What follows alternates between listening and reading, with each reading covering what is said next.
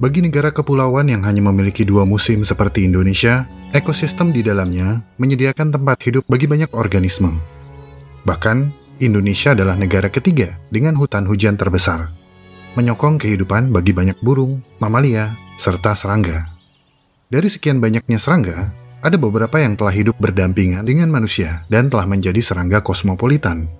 Mereka hadir dalam kehidupan manusia sejak zaman dahulu kala, dan bisa dibilang telah menjadi bagian yang tidak terpisahkan dengan kehidupan manusia.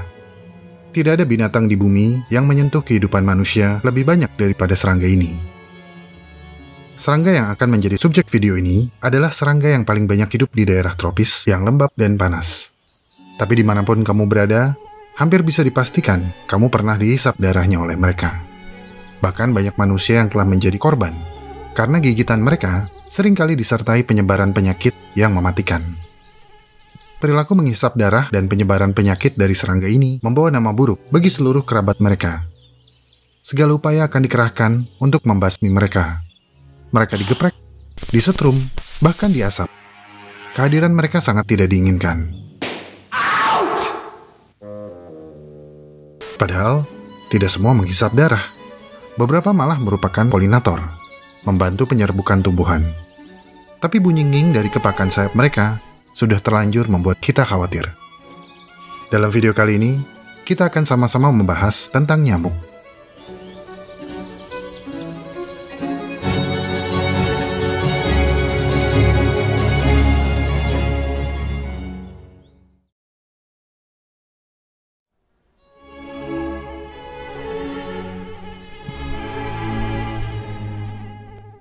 Menurut University of Alaska, fosil nyamuk tertua diyakini berasal dari 79 juta tahun yang lalu. Tapi para ilmuwan percaya bahwa nyamuk telah ada di bumi selama 226 juta tahun. Pada tahun 2019, para ilmuwan dari Oregon State University mempublikasikan spesies nyamuk baru yang mereka temukan saat membedah sepotong ember prasejarah dari Myanmar, yang diduga berasal dari periode pertengahan Cretaceous, antara 145 hingga 66 juta tahun yang lalu. Fosil nyamuk ini memiliki sejumlah kesamaan dengan nyamuk modern yang hidup saat ini. Nyamuk prasejarah tersebut sangat mirip dengan nyamuk Anopheles yang hidup saat ini, yang terkenal karena sering menularkan malaria ke jutaan orang di seluruh dunia setiap tahun. Nyamuk prasejarah ini juga memiliki antena, abdomen, urat sayap, dan proboscis yang mirip dengan spesies modern. Meskipun ada beberapa perbedaan kecil, fitur tubuh dan ukurannya sangat mirip dengan nyamuk yang sering kita lihat berterbangan di sekitar kita. Kemudian pada tahun 2013, para ilmuwan menemukan bukti fosil dari nyamuk prasejarah yang telah mengembangkan pola hidup memakan darah yang diperkirakan berusia sekitar 46 juta tahun. Nyamuk ini ditemukan dalam lapisan bebatuan tipis di Montana Barat, Amerika Serikat. Keberadaan heim atau struktur zat besi di tubuhnya adalah bukti tertua yang menegaskan kalau nyamuk telah menghisap darah sekitar 46 juta tahun yang lalu. Dalam sebuah penelitian yang diterbitkan dalam jurnal Current Biology, tim peneliti internasional dan ahli entomologi menyatakan bahwa 10.000 tahun yang lalu, menggigit manusia tidak akan memberikan keuntungan khusus bagi nyamuk. Tepatnya sebelum perkembangan pertanian dan pola hidup masyarakat manusia yang mulai menetap dan memadat. Sebelum perkembangan pola hidup masyarakat ini, nyamuk lebih cenderung menghisap darah binatang. Namun, ketika populasi manusia berevolusi lebih lanjut dan mulai hidup dan berkumpul dalam kelompok yang lebih besar, nyamuk mulai ikut. Manusia yang tinggal berdekatan satu sama lain dalam jumlah yang besar telah menyediakan nyamuk sumber makanan baru yang mudah didapat untuk memenuhi kebutuhan mereka akan darah. Dan karena nyamuk berkembang biak di air, kecenderungan manusia untuk mengumpulkan air dan menggunakannya untuk segala keperluan menambah preferensi nyamuk untuk selalu mengikuti perpindahan manusia. Sekarang, nyamuk adalah salah satu serangga yang paling mudah beradaptasi dan sukses bertahan hidup di bumi dan dapat ditemukan di hampir semua benua, kecuali Antartika. Hampir semua badan air alami atau buatan manusia dapat mendukung kehidupan nyamuk. Mereka bahkan ditemukan di tambang sekitar 1,5 km di bawah tanah hingga di puncak gunung pada ketinggian lebih dari 4.000 meter. Tapi nggak usah jauh-jauh, mungkin di halaman rumah kamu sendiri ada banyak nyamuk.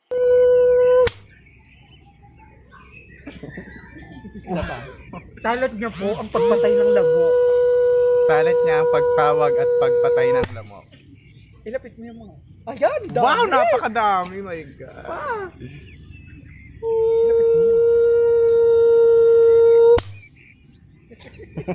Oh my god.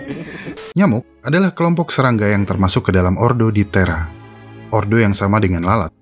Dan seperti semua lalat, nyamuk juga memiliki 2 sayap. Tapi tidak seperti lalat lainnya, sayap nyamuk memiliki sisik. Sisik sayap ini diduga adalah asal suara dengungannya.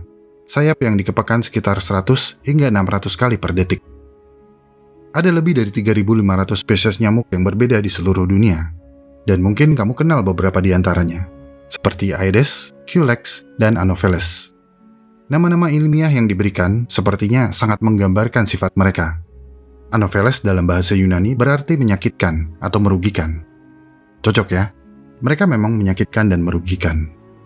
Sementara, Aedes dalam bahasa Yunani berarti menjengkelkan atau tidak menyenangkan. Cocok kan? Ini karena perilaku nyamuk yang seringkali mengganggu manusia. Mereka menghisap darah dan menyebabkan penyakit. Beberapa penyakit yang disebabkan nyamuk terkenal mematikan dan telah merenggut banyak nyawa. Sehingga nyamuk dicap sebagai hama serius yang mengganggu di wilayah manusia, menyebabkan kualitas hidup menurun. Mereka mengganggu kita saat kita sedang kerja, mereka mengganggu kita saat sedang santai, dan pastinya mereka mengganggu kita saat kita tidur. Coba lihat kakinya Pak Sugi. Itu gila nyamuk banget di kakinya Mas Sugi. Iya, pengen apa? banyak banget. Baik banget. Nih, kuning kan? Baik banget demi apa? Gimana sih? No. Buset. Pak Sugi dirubung nyamuk nih Pak Sugi. Wah Allah.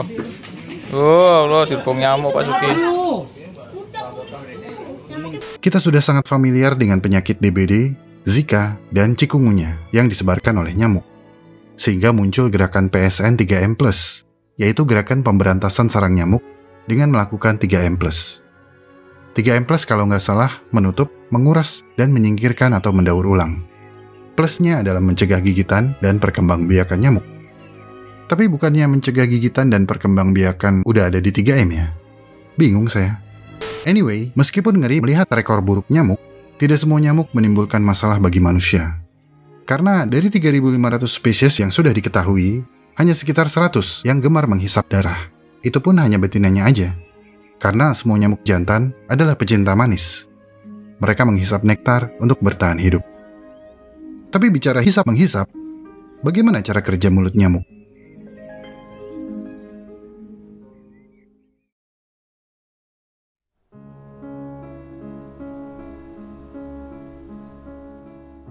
Begitu keluar dari air, nyamuk segera melakukan pekerjaannya.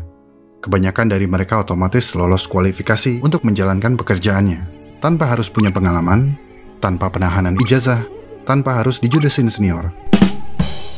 Nyamuk dewasa dilengkapi dengan beberapa instrumen navigasi yang sangat sensitif, seperti 2 antena yang berambut lebat ini, khususnya pada nyamuk jantan. Kedua antena ini terhubung pada pangkal yang terletak di atas mata. Ini adalah organ yang multifungsi. Kedua antena ini dapat membantu pendengaran dan penciuman. Antena pada nyamuk dilengkapi dengan organ Johnston. Organ Johnston adalah kumpulan sel-sel sensorik yang ditemukan di tangkai antena di kelas insekta. Organ Johnston mendeteksi getaran pada flagellum. Secara umum, organ Johnston dapat merasakan getaran sekecil apapun pada antena.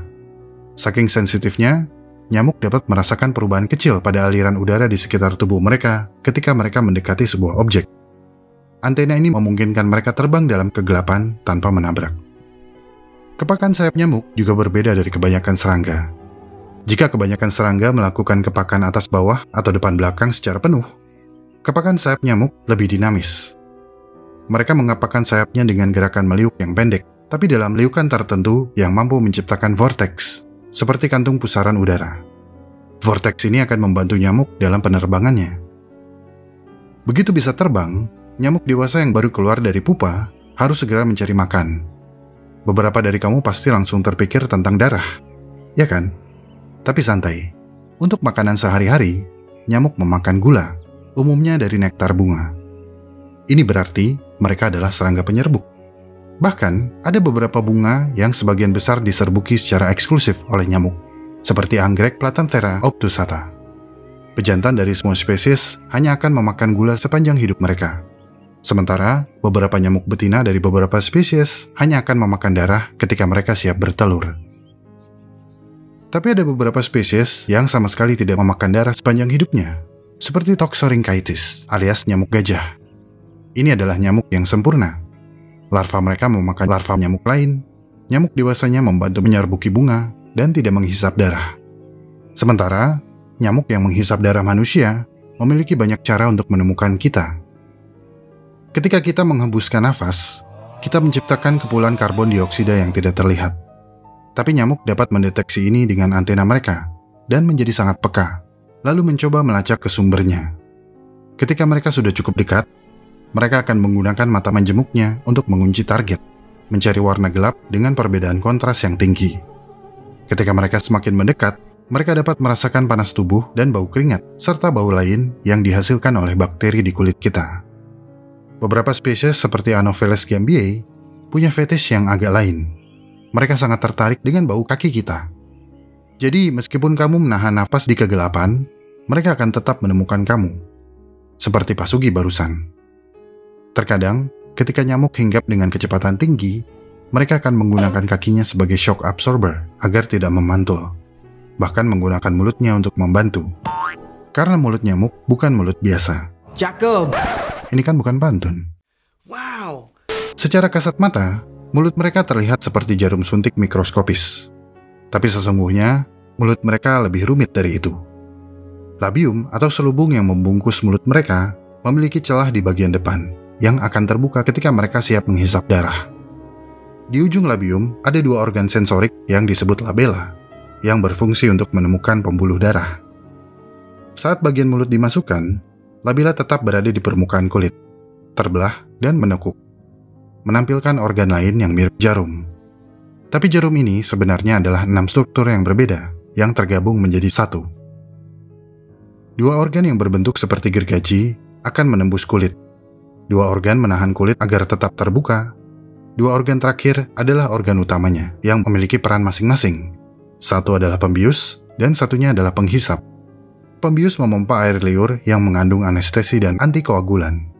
Organ yang bertugas menyeruput adalah labrum, yang menembus pembuluh darah dan menghisap darah. Dari atas, kegiatan pencurian ini terlihat sederhana. Tapi dari bawah kulit, kita dapat melihat labrum yang sangat lentur dan fleksibel. Karena nyamuk tidak dapat melihat apa yang mereka hisap, seringkali ada upaya pencarian kapiler atau pembuluh darah kecil. Mereka meraba-raba seperti ahli bedah yang lagi main cing-ciripit tulang bajing kejepit.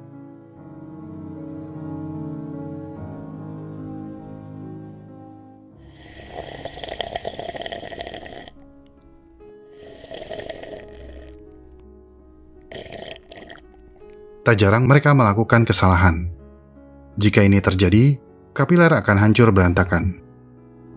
Selain itu, kecepatan menghisap darah juga harus dilakukan dengan perlahan. Karena jika nyamuk menghisap terlalu cepat,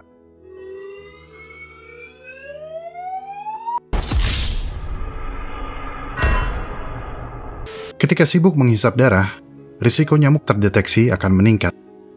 Nah, disinilah peran air liur nyamuk. Air liur mereka mengandung ramuan yang akan membantu mematikan sistem alarm inang, yaitu tadi yang baru saya sebutkan, anestesi dan antikoagulan. Anestesi bertindak seperti bius, untuk mencegah inang merasakan sakit. Antikoagulan untuk mencegah darah menggumpal, sehingga mudah diseruput. Terkadang, air liur ini juga dapat mengandung beberapa penumpang gelap yang hadir ketika nyamuk menghisap darah dari inang yang lain. Penumpang gelap tersebut adalah patogen, yang dapat menyebabkan berbagai penyakit pada manusia. Meskipun hanya sekitar 5% spesies nyamuk yang membawa patogen yang berbahaya bagi manusia, tetapi 5% tersebut telah membunuh lebih banyak manusia daripada binatang lain. Ketika pembuluh darah yang ideal ditemukan, pompa di kepala mereka akan menghisap darah dan menampungnya di dalam abdomen. Segala cairan yang sebelumnya ada di dalamnya akan dikeluarkan untuk menampung lebih banyak darah. Dalam penelitian mutakhir, perut betina diketahui mensekresikan selaput yang membungkus darah yang baru saja dihisap. Ini memungkinkan nyamuk betina untuk menghisap nektar, sementara darah tengah dipecah menjadi bahan penyusun yang mereka perlukan untuk membuat telur. Dengan kata lain, ada bagian dari kita di tubuh nyamuk-nyamuk di sekitar kita. Nyamuk adalah kita.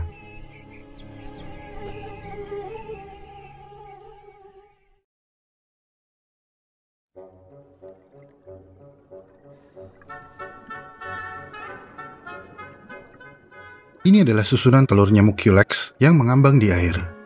Telur-telur ini sudah siap menetas. Bagi kamu yang tripofobia atau takut dengan lubang-lubang kecil, mohon tenang dan tetap bertahan. Karena kita akan melihat lebih banyak lagi. Oh, mereka menetas. Dan inilah bayi-bayi nyamuk. Dalam biologi, mereka disebut larva. Tapi dalam bahasa sehari-hari, mereka disebut jentik atau encu. Hampir semua spesies nyamuk memulai hidup mereka sebagai larva yang berenang bebas di air dan akan bermetamorfosis menjadi nyamuk dewasa dalam waktu 7 hingga 10 hari. By the way, apa nama larva nyamuk di daerah kamu? Tulis di kolom komentar ya.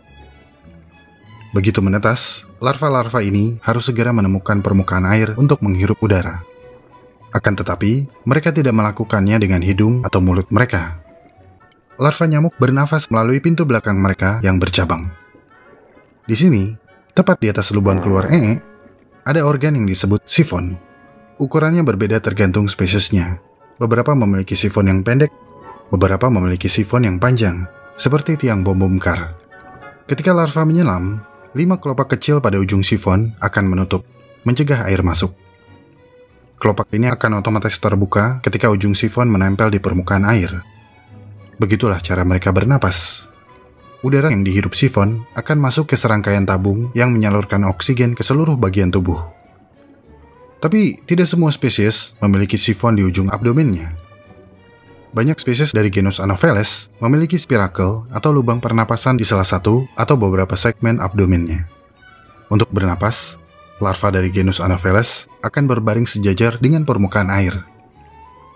Tugas utama larva adalah makan, dan makan, dan makan, agar tumbuh subur sebagai persiapan untuk bermetamorfosis menjadi nyamuk dewasa. Sebagian besar larva nyamuk adalah filter feeder. Mereka menyaring air menggunakan organ sikat kecil pada mulutnya. Segala partikel makanan yang mengambang di air akan masuk ke mulut mereka. Namun, ada juga larva nyamuk yang terspesialisasi untuk memangsa larva nyamuk lainnya. Salah satunya adalah sahabat kita, larva nyamuk gajah yang sempurna ini. Larva nyamuk gajah akan dengan lahap memangsa larva nyamuk lain. Dan ada banyak eksperimen yang dilakukan yang menggunakan larva nyamuk gajah untuk mengontrol populasi nyamuk lain di sebuah area. Dan hampir semua eksperimen terbukti sukses. Tapi selain larva nyamuk gajah, ada banyak organisme akuatik yang gemar memangsa larva nyamuk. Ada banyak serangga air seperti waterbug memakan larva nyamuk dalam jumlah yang banyak. Larva capung juga gemar memakan larva nyamuk. Eits, nggak kena. Terus ikan-ikan pastinya tidak akan melewatkan larva nyamuk ketika mereka menemukannya. Bahkan waktu saya masih kecil, saya sering masuk got dengan membawa serokan kecil untuk mencari encu sebagai pakan ikan cupang saya, sampai hidung saya kemasukan nyamuk beberapa kali. Intinya, menjadi anak nyamuk adalah hal yang sulit. Kamu harus berjuang bertahan hidup melewati segala rintangan hanya dengan kemampuan renang yang seadanya. Ketika kamu pikir kamu aman, kamu bisa aja tiba-tiba dimakan. Tuh kan? Seiring pertumbuhan, larva harus molting dan harus melepaskan exoskeleton mereka sebanyak 4 kali. Namun pada molting yang keempat, ada sesuatu yang berbeda. Alih-alih muncul sebagai larva yang berukuran lebih besar, mereka muncul sebagai pupa. Tubuh mereka menjadi lebih seperti udang bungkuk, dan berenang dengan cara menjentikan ekor mereka seperti kebanyakan udang. Dua struktur yang mirip telinga kelinci muncul di bagian toraks mereka. Ini adalah alat bantu pernapasan yang baru, yang menggantikan sifon. Di dalam tubuh pupa ini, tubuh nyamuk dewasa akan perlahan terbentuk. Tapi tidak seperti kepompong ngengat atau kupu-kupu yang sudah menyiapkan tempat aman sebelum menunggu waktu keluar. Pupa nyamuk bisa bergerak lebih leluasa, dan akan menyelam dengan cepat ketika mereka merasa terancam. Sekitar 2 hingga 3 hari kemudian, transformasi telah selesai. Tubuh nyamuk dewasa yang terperangkap dalam exoskeleton pupa sudah siap keluar. Kemudian, pupa akan menimbulkan toraks mereka sedikit di atas permukaan air. Lalu bagian belakang toraks akan terbelah. Ketika itu terjadi, udara segera memasuki tiap ruang di exoskeleton pupa untuk memudahkan keluarnya tubuh dewasa yang terlipat sangat padat di dalamnya. Permukaan air ibarat panggung kehidupan yang megah, memberikan efek dramatis bagi nyamuk yang baru muncul dari cangkang pupa.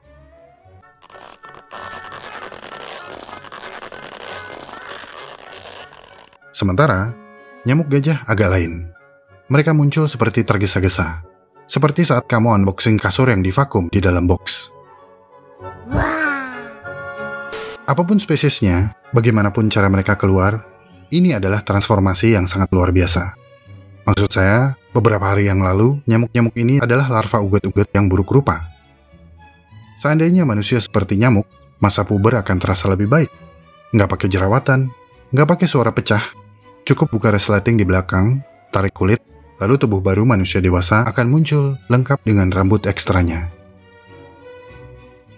Setelah keluar dari air, nyamuk dewasa hanya memiliki masa hidup sekitar 40-50 hari untuk nyamuk betina dan 10 hari untuk nyamuk jantan. Dan mereka harus segera mencari pasangan untuk menghasilkan keturunan baru. Untuk menghasilkan keturunan, nyamuk betina membutuhkan sperma dari nyamuk jantan. Mereka harus kawin. Dan tergantung spesiesnya, perkawinan ini dilakukan dengan cara-cara yang berbeda. Di antara cara-cara kawin nyamuk, genus Cebitis adalah yang paling menarik. Mereka akan melakukan tarian pemikat dengan menampilkan kaki indah mereka. Cebitis yaneus adalah salah satu yang paling sering didokumentasikan. Karena warna tubuh mereka yang biru metalik sangat cerah dan indah, mengingatkan saya kepada kostumnya Sam Smith di acara Brit Awards. Sementara, spesies dari genus Dinocerathes agak-agak ngebet.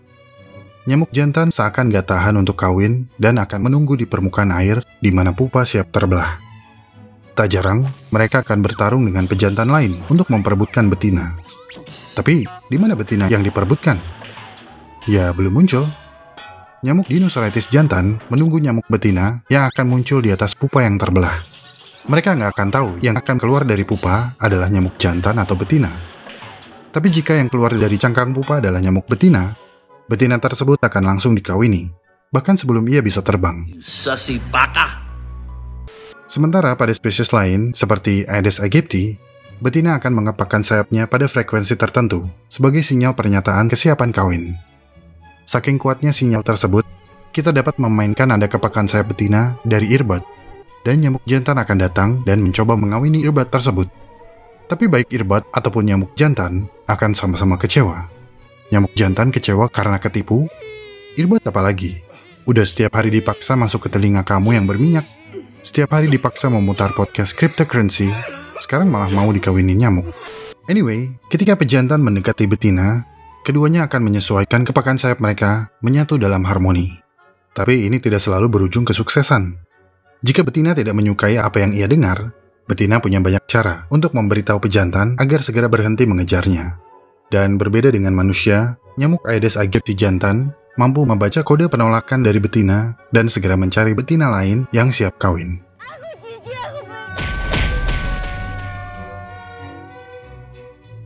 Setelah kawin, betina yang makan darah akan membutuhkan darah sebagai bahan penyusun telurnya. Sebenarnya, mayoritas spesies nyamuk tidak hanya menyukai darah manusia. Segala makhluk yang memiliki darah akan mereka hisap darahnya. Ada spesies yang maunya menghisap darah katak, ada yang mengincar darah ular, beberapa menghisap darah ikan. Bahkan, spesies Uranotenia menyukai darah Annelida seperti lintah dan cacing tanah. Pokoknya, segala makhluk yang memiliki darah akan dihisap darahnya. Tapi nyamuk sendiri nggak aman dari hisapan, karena ada spesies agas yang secara khusus menghisap darah dari nyamuk yang baru menghisap darah. Nyamukception. Untuk menjamin keberlangsungan larvanya, tiap spesies nyamuk menghasilkan telur dengan pengamanan yang berbeda. Beberapa dari genus Anopheles meletakkan telur di permukaan kolam atau rawa-rawa. Setiap telur dilengkapi dengan pelampung kecil di kedua sisinya. Spesies lain lebih suka bertelur di tempat yang dapat menampung air saat hujan turun. Ada yang bertelur di lubang pada tanggul pohon, ada yang di ban bekas. Pokoknya segala wadah bekas yang dapat menampung air. Mereka melakukan ini karena tidak akan ada predator seperti ikan atau larva capung di dalamnya. Tapi sisi negatifnya, air yang tertampung mungkin akan mengering sebelum larva sempat menjadi dewasa. Nah, Aedes aegypti menemukan solusinya. Mereka akan meletakkan telur di atas garis air. Telur mereka akan tetap dorman hingga hujan turun dan mengisi wadah hingga melewati garis air. Nyamuk sahabat kita, yaitu Toxorhynchitis atau nyamuk gajah, juga suka bertelur di dalam wadah. Apalagi jika mereka melihat ada jentik nyamuk lain di sana, yang dapat menjadi mangsa anak-anaknya. Nyamuk gajah akan melempar telur ke dalam wadah saat mereka terbang. seperti bom telur. Tapi induk nyamuk yang melihat nyamuk gajah tidak tinggal diam. Dalam sebuah perilaku yang baru-baru ini diamati, Aedes aegypti betina akan menyerang nyamuk gajah betina yang sedang mengebom kolam mereka. Aedes aegypti betina akan terbang ke atas dan menyerang nyamuk gajah. Sebuah contoh parenting yang agresif, tapi dapat menunjang keselamatan anak-anaknya. Bicara tentang parenting, betina dari genus Trichoprosopon mungkin boleh dinobatkan sebagai nyamuk dengan parenting terbaik. Setelah bertelur, nyamuk betina akan menjaga telurnya hingga menetas. Telur-telurnya disusun menjadi semacam rakit kecil yang akan ia jaga di antara kaki-kakinya. Spesies lain seperti nyamuk Culex juga akan membuat rakit telur seperti ini, tapi tidak menjaganya setelah telur disusun dan diletakkan. Ini adalah seekor nyamuk Culex betina yang sedang membangun salah satu rakit telurnya. Setiap telur direkatkan satu persatu ke telur yang lain. Setelah telur menetas dan bermetamorfosis, siklus akan kembali terulang dan penyakit akan kembali meradang.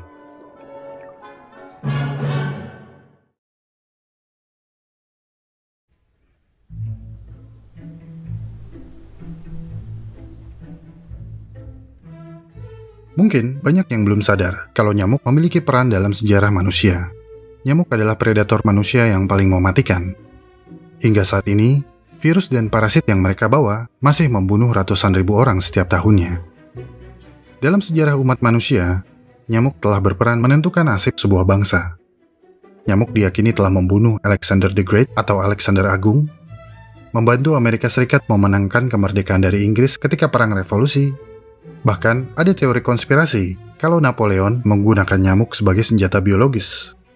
Ini semua karena keahlian nyamuk yang mencuri tanpa terdeteksi. Mereka hinggap, menusuk kulit, dan menghisap darah tanpa kita sadari. Nyamuk adalah serangga yang sangat efisien, yang keahlian dan fitur tubuhnya telah disempurnakan selama jutaan tahun. Keahlian ini bahkan membuat nyamuk dijuluki sebagai binatang yang paling mematikan di dunia. Sebuah julukan yang terasa sangat berat untuk serangga yang berat tubuhnya hanya sekitar 2,5 mg. Tapi memang layak diberikan. Karena penyakit yang ditularkan melalui nyamuk menyebabkan lebih dari 600.000 kematian di seluruh dunia setiap tahunnya. Ketika mereka menghisap darah, setidaknya ada 6 penyakit yang ditularkan, dan semuanya berpotensi mematikan. Mari kita bahas. Yang pertama adalah malaria, salah satu penyakit yang paling mematikan di dunia. Malaria ditularkan oleh nyamuk Anopheles betina yang membawa parasit Plasmodium ketika mereka menghisap darah.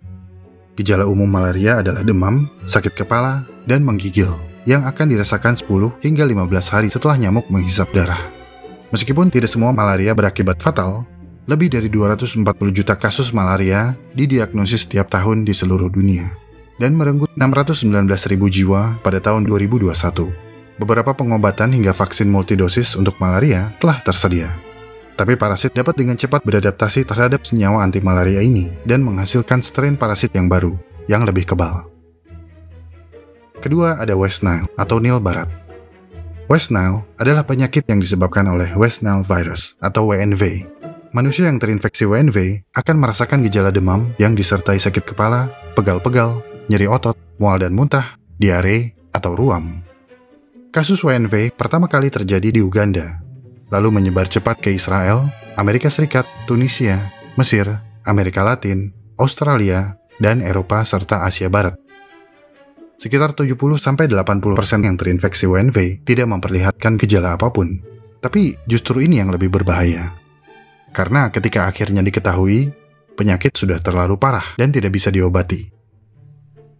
West Nile adalah neuroinvasive disease, menyebabkan encephalitis atau meningitis. 10 dari 100 orang yang terinfeksi WNV dipastikan akan meninggal, atau setidaknya menderita kerusakan neurologis seperti kelumpuhan atau kerusakan otak. Yang ketiga adalah demam berdarah dengue atau DBD. Ini adalah infeksi dari virus dengue, virus endemik di 100 negara. Umumnya negara beriklim tropis, dengan 390 juta infeksi yang dilaporkan setiap tahunnya. DBD seringkali menimbulkan gejala yang ringan, dan perawatan biasanya difokuskan untuk meringankan gejalanya. Namun, dalam kasus yang parah, DBD juga disebut sebagai breakbone fever atau demam patah tulang, karena dapat menyebabkan sakit kepala yang hebat, nyeri otot dan persendian, demam tinggi, mual, kelelahan, sakit perut yang parah, muntah, dan tak jarang kematian. Jika orang yang pernah sembuh dari DBD terinfeksi untuk yang kedua kalinya, gejalanya akan lebih hebat dan potensi kematian juga akan meningkat. DBD banyak dilaporkan menyerang benua Asia dan Amerika. Tapi belakangan, penyakit ini juga menyebar ke wilayah baru, termasuk Eropa. Nyamuk Aedes aegypti adalah spesies yang membawa penyakit ini. Mereka dikenal sebagai nyamuk kecoa, karena seperti kecoa, nyamuk ini telah beradaptasi untuk hidup berdampingan dengan manusia hingga ke lingkungan perkotaan. Keempat, ada Zika. Virus Zika seringkali menginfeksi tanpa ada gejala, tapi terkadang dapat menyebabkan nyeri otot dan persendian, sakit kepala, demam, ruam, dan konjungtivitis. Wanita hamil yang terinfeksi memiliki risiko keguguran atau kelahiran prematur. Bayi juga dapat lahir dengan kelainan bawaan seperti mikrosefali atau kepala yang ukurannya lebih kecil. Virus ini telah didiagnosis di 89 negara dan wilayah sekitarnya. Belum ada vaksin atau perawatan yang tepat untuk mengobati infeksi virus ini. Meskipun genus Aedes merupakan vektor utama virus ini, Zika juga dapat ditularkan secara seksual. Virus Zika dapat menetap di organ seksual untuk jangka waktu yang lama dan tanpa menimbulkan gejala apapun. Dan karena orang yang terinfeksi tidak merasa curiga, mereka dapat menularkan virus ini tanpa sadar ke pasangan seksual mereka.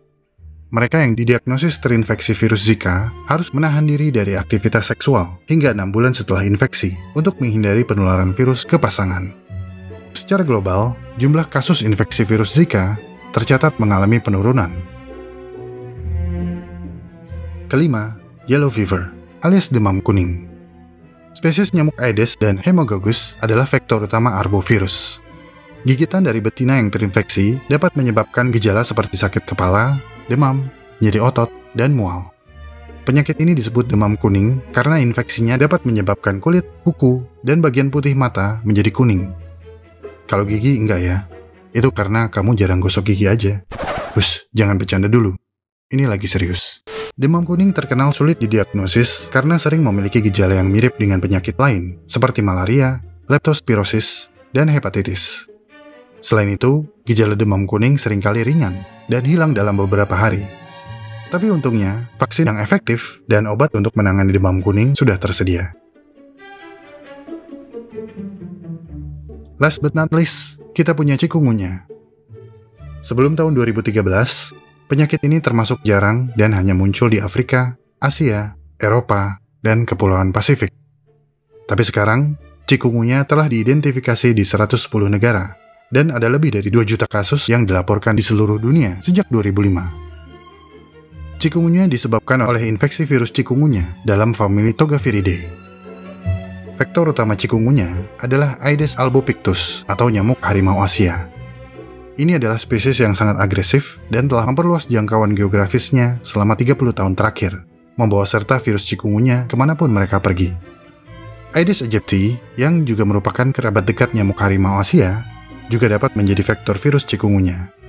Keduanya merupakan spesies nyamuk yang sangat invasif dan sama-sama telah memperluas jangkauan geografisnya. Jadi gejala DBD dan cikungunya hampir mirip, dan keduanya selalu iring-iringan dalam prestasinya mengurangi populasi manusia. Beberapa vaksin untuk cikungunya masih dalam tahap pengembangan. Hingga saat ini, tidak ada vaksin atau antivirus yang efektif. Meredakan gejala, istirahat, dan mengkonsumsi banyak cairan adalah penanganan yang paling direkomendasikan ketika seseorang terinfeksi virus cikungunya. Penyakit yang dibawa nyamuk memang sangat merugikan kesehatan manusia. Untungnya, perkembangan teknologi telah melahirkan inovasi baru yang dapat mengurangi efeknya. Teknologi baru seperti modifikasi genetik, mutasi gen, sterilisasi nyamuk, hingga laser sedang dalam tahap pengembangan untuk digunakan sebagai kombinasi tindakan pengendalian dalam upaya memusnahkan spesies vektor yang paling bertanggung jawab atas penyakit yang ditularkan oleh nyamuk.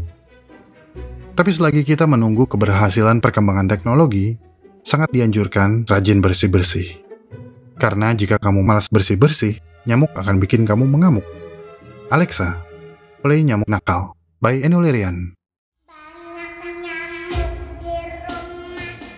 Tunggu, ada yang kelupaan. Di video tentang nyamuk sebelumnya, banyak yang menanyakan, bagaimana jika nyamuk yang telah menghisap darah orang dengan HIV menghisap darah kita? apakah kita akan terinfeksi HIV juga? Untungnya tidak. Ada beberapa alasan yang menyebabkan nyamuk tidak dapat menularkan HIV. Alasan utama adalah karena nyamuk tidak memiliki T-cell. T-cell atau sel T merupakan sel di dalam salah satu grup sel darah putih yang dikenal sebagai limfosit dan memainkan peran utama pada kekebalan selular. Pada manusia, HIV akan menginfeksi T-cell sebelum mulai bereplikasi. Nyamuk tidak memiliki T-cell, sehingga virus tidak memiliki cara untuk bereplikasi atau bermigrasi ke kelenjar ludah nyamuk. Oleh karena itu, partikel HIV akan dicerna oleh nyamuk bersamaan dengan darah yang mereka hisap. Selama proses pencernaan, partikel HIV akan hancur total. Jika partikel virus hancur, maka unit virus tidak dapat terbentuk. Partikel virus yang lengkap disebut virion. Fungsi utama virion adalah mengantarkan genom DNA atau RNA-nya ke dalam sel inang, sehingga genom tersebut dapat diekspresikan oleh sel inang. Sebagai perbandingan, orang positif HIV umumnya membawa tidak lebih dari 10 unit HIV. Kalaupun nyamuk terekspos oleh HIV, mereka tetap tidak dapat menularkannya. Karena ketika menggigit, mereka menyuntikkan air liur, bukan darah. Menelan nyamuk secara tidak sengaja juga tidak dapat menyebabkan infeksi HIV. Karena sekali lagi, jumlah unit HIV tidak cukup untuk menyebabkan infeksi. Akan dibutuhkan sekitar 10 juta gigitan nyamuk untuk menularkan 1 unit HIV.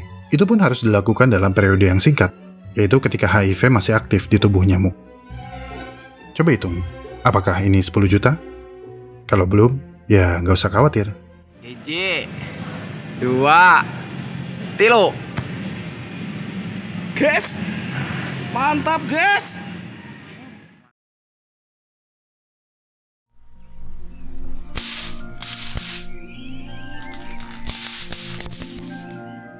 Melihat daftar penyakit yang baru kita bahas, sangat dimaklumi betapa besarnya rasa frustasi manusia terhadap serangga haus darah ini. Hingga muncul pertanyaan, kenapa sih mereka nggak musnah aja dari muka bumi? Pertanyaan yang sangat wajar. Tapi memusnahkan mereka bisa menjadi tugas yang sulit dan menimbulkan dampak yang rumit. Tapi jika suatu hari semua nyamuk memutuskan untuk keluar dari bumi dan menghilang, apa yang akan terjadi? Pertama, kita perlu memahami bahwa tidak semua nyamuk menggigit manusia. Seperti yang sudah disebutkan sebelumnya, dari 3.500 spesies, hanya 100 yang menghisap darah manusia. Sementara, sisanya dengan senang hati menghisap sari tumbuhan dan nektar bunga. Artinya, jika kita menyingkirkan semua nyamuk, maka akan berpotensi merusak keseimbangan ekologis planet bumi. Karena banyak spesies nyamuk yang memainkan peran penting dalam proses penyerbukan. Ketidakhadiran mereka akan berdampak buruk pada banyak tumbuhan, menyebabkan penurunan populasi tumbuhan dalam jangka panjang. Selanjutnya, nyamuk menempati posisi strategis dalam rantai makanan. Tiap tahap kehidupannya memberi manfaat bagi spesies lain. Ada banyak spesies binatang seperti kadal, katak, dan ikan yang bergantung pada nyamuk dan larvanya sebagai sumber makanan utama mereka. Jika nyamuk musnah, ada kemungkinan binatang yang menggantungkan diri pada nyamuk juga akan punah. Pembasmian nyamuk juga bisa menimbulkan lebih banyak masalah di badan air. Karena saat serangga tenggelam di air, bangkainya akan dimanfaatkan oleh banyak organisme. Salah satunya adalah larva nyamuk yang akan memakan produk limbah. Proses daur ulang ini menghasilkan nutrisi yang penting bagi tumbuhan dan organisme di sekitarnya. Jadi, jika nyamuk hilang, maka akan menimbulkan dampak negatif pada kehidupan akuatik. Namun, ada beberapa manusia yang percaya kalau pemusnahan nyamuk tidak akan menimbulkan dampak yang signifikan, karena akan ada spesies lain yang menggantikan posisi nyamuk. Spesies predator akan secara alami beralih ke serangga lain yang mudah didapat. Pengurai akuatik lain pun akan menempati posisi larva nyamuk secara alami. Alam akan merawat dirinya sendiri. Argumen ini mungkin benar, tapi apakah kita berani mengambil langkah tersebut?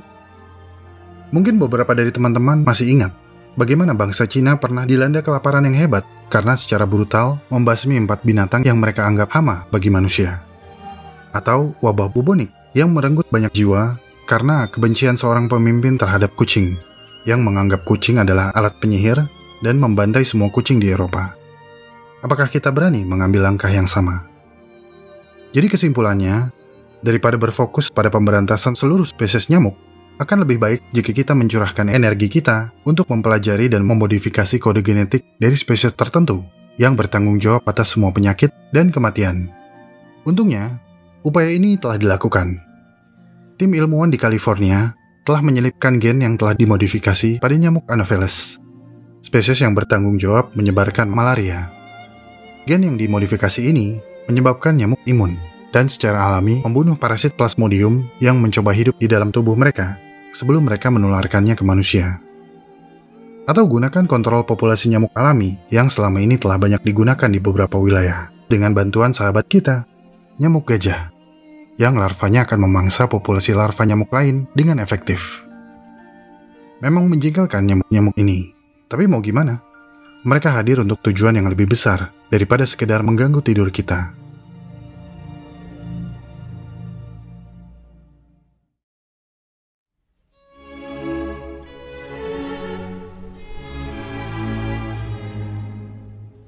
Jika setelah menonton video ini masih ada yang bertanya, apa manfaat nyamuk di dunia? Mungkin ada yang salah dengan penyampaian saya dalam pembahasan. Saya mohon maaf jika demikian. Tapi seandainya pertanyaannya dibalik menjadi apa manfaat manusia di dunia?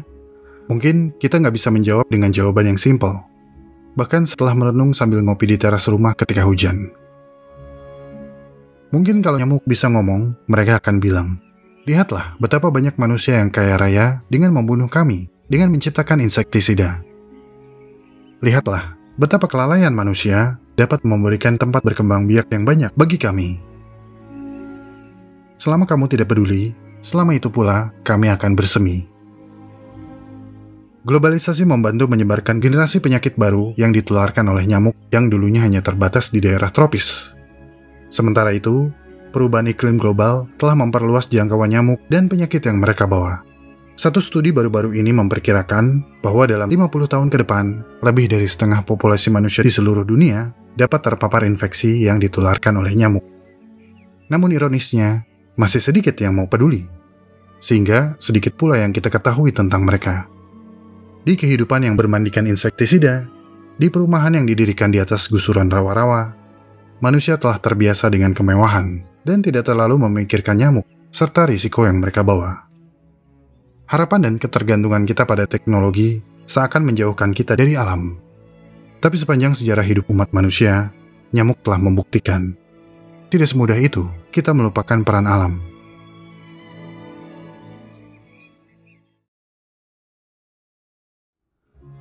Pendanaan video Alam Semenit sebagian berasal dari dukungan para donatur di Saweria, Bima Ditayasa, Dinda Shop Tuban, Ana dan Butar, Aldi, Imelda, MNJ Makassar, Roy Sandi Permana, Bismillah C6 Kazuha, Vivi Sayang, Nani, Biji Wijen, Barisan.co, Bahas Serigala Om, Novan Murdianto, Tetel Surabaya, Barmajunun, Aqua Journey, Stephanie Tor Converter, Agatha Isaac, Sudadi Babahnya Zidan, Happy Birthday Karisa, Wish you all the best Karisa, Imam Shibawe, MNJ Makassar, Gulper_Gulma, Ari sayang banget sama Tita, Kakak Telpa Papit Dong, Ana sayang Zena sayang Ana, Rizky Kagero, Arnold Suardiningrat, Wetri, Ajri Eka Purna Setia, Susu Badak Perawan, Gioreno Aksya Pratama, Aksa Papinya Gio, Wanwan Suwanwan, Cacing Beracun Mematikan, Ulo, Metultah Mas Lintang, Banyak, MTS Miftahul Huda Bekasi, Bapaknya Isa dan Diva, Hanum Lukman Gazi Love Alam Semenit, Ayahnya Alexa, Shananda, Reza Eko Komputer, Ayah Hereva, Tayang Masih Sayang Hoshi, Nuvus Fusfus, Mokachio, Arintek Lampung, Ayas Manis Banget, Coach Surya Jakarta, fansnya Pul Charima, Rara_Ryan_Uma, Inisial T sayang Dinda, Chandra Saleh dan Juragan Muntoys. Halo guys, Chandra Saleh di sini. Beli mainan di Muntoys. Subscribe YouTube Chandra Saleh. Dimas Arif, Bab Ati lagi Cidro, Beloved Azik, Podcaster Traveling with Me, Ibu Vanilla, Jenny LW, Gudangopini.com, Serang Backpacker, Senpai Iyo, Paringga, Zan, WF Jaya, Ricky Beng Veneta Indonesia, Kang Ajut Mancing Pesut, Musaropah Cah Kroyo, Faiz Putra Sirau, Sales Ametiran Area NTT, Euforian Proteksi Tanaman 58, Ibon, Omar Yanaka, Ayo dukung Alam Semenit, Kakak Akila dan Teteh Naima, dan Kodet Banting Kusirandaki. Terima kasih telah menonton sampai menit ini. Saya sangat-sangat menghargai segala support yang teman-teman berikan kepada Alam Semenit. Jika ingin tahu lebih banyak tentang subjek pembahasan dalam video ini, cek deskripsi video. Di sana teman-teman bisa menemukan segala jurnal, literatur, dan referensi saya dalam menyusun naskah. Jika suka dengan pembahasan dari Alam Semenit, like video ini dan share, karena like dan share dari kamu akan membantu perkembangan channel ini. Ikuti perkembangan semua hal yang aneh, menjijikan, dan indah yang mengundang rasa ingin tahu kita semua. Terima kasih dan sampai jumpa di video selanjutnya.